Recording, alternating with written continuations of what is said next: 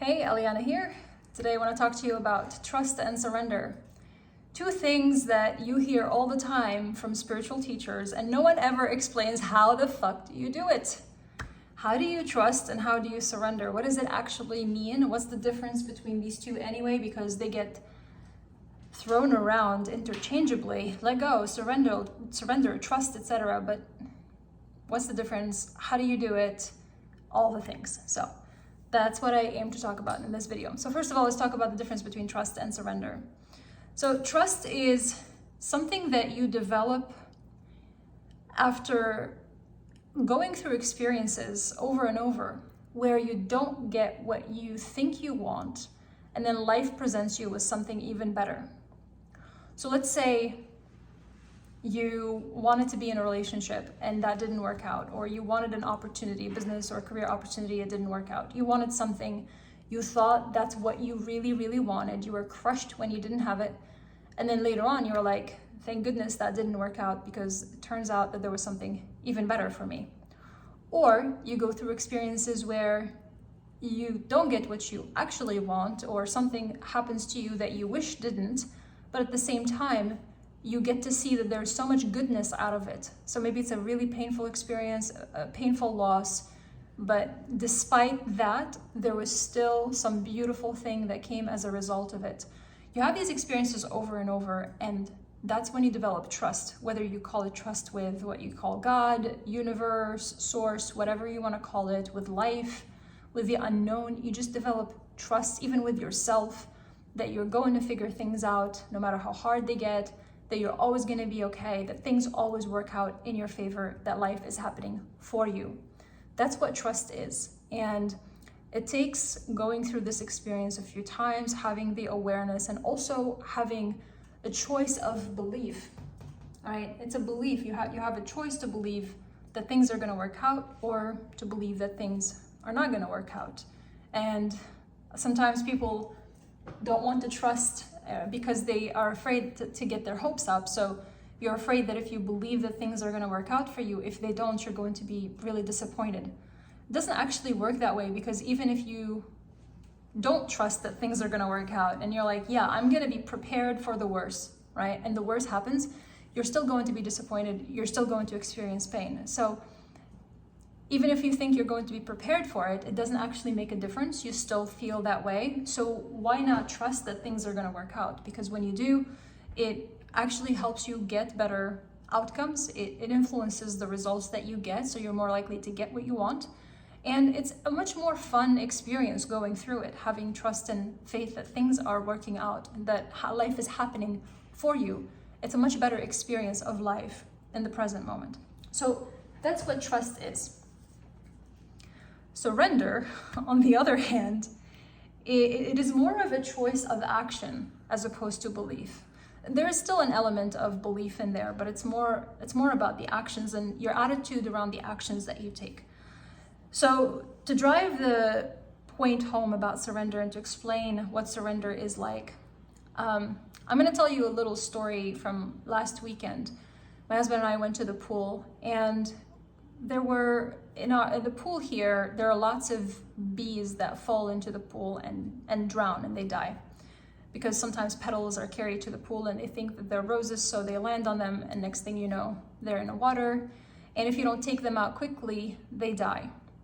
Now, we were at the pool 2 days in a row. The first day, Saturday, I was there and I saw this bee that was flapping around. It looked like it just fell into the water. So I took it out, and I was almost convinced that the bee was going to be okay. I was like, it's alive, it's going to be fine.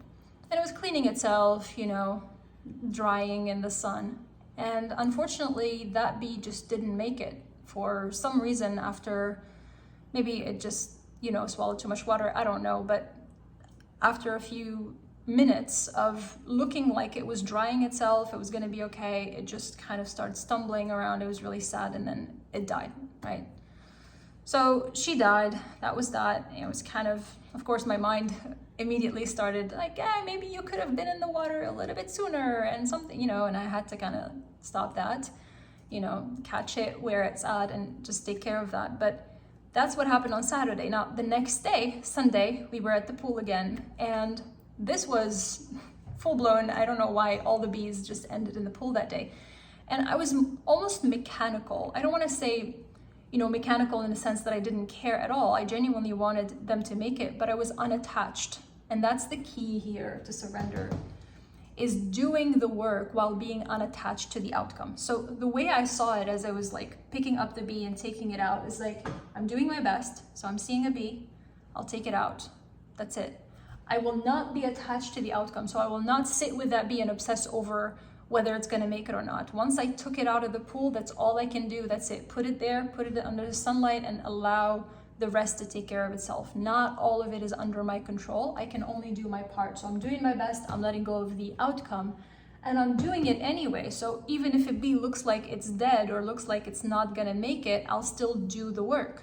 So even if it looks like all the odds are against you, you do it anyway. Even if you don't know if it's gonna work, you do it anyway. And you do it anyway, and you do your best anyway, and you keep doing it, and you let go of the outcome. And that doesn't mean that you don't care about the outcome. Of course, part of you wishes that things are going to work out, but you don't wait until you get reassurance from life that things are working before you keep going, right? You don't go to the gym one day, you do the workout, and you're like, where's my bicep? Before you go to the gym the next day. You just kind of keep showing up, you keep doing your best, and you do it anyway, and you let go of the outcome. And it's a choice of action, like I said. Of course, there's belief in it. There's always belief in everything that we do.